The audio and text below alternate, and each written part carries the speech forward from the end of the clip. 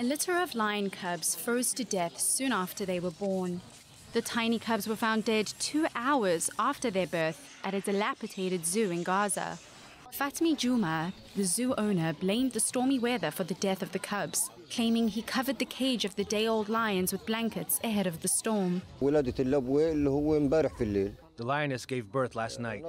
3 or 4 hours after the birth, the weather turned bad, cold and windy. We were surprised that the cubs had died in the morning. That's what happened because, the condition of the zoo is not good. Juma buried the 4 lion cubs surrounded by children who gathered to watch. I am very sad because we lost 4 cubs today, and I had to bury them in the same zoo because it's not only a financial thing, it's emotional, because they are important to children and zoo visitors.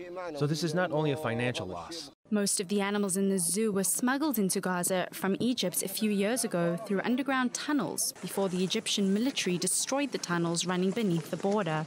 The wintry weather sweeping the region has made it especially hard for animals that lack proper care.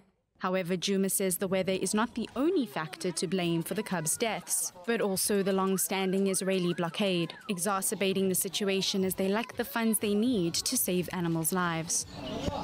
The zookeeper allegedly intended to sell the cubs to pay for repairs and supplies for other animals in the zoo. International animal care groups have carried out several evacuation missions to relocate animals and birds housed in poor conditions in Gaza. Yet, despite the tragedy, the other animals in the private zoo survived the storm, including the lioness, her mate, and their 3 14-month-old cubs. Batya Levinthal, I-24 News.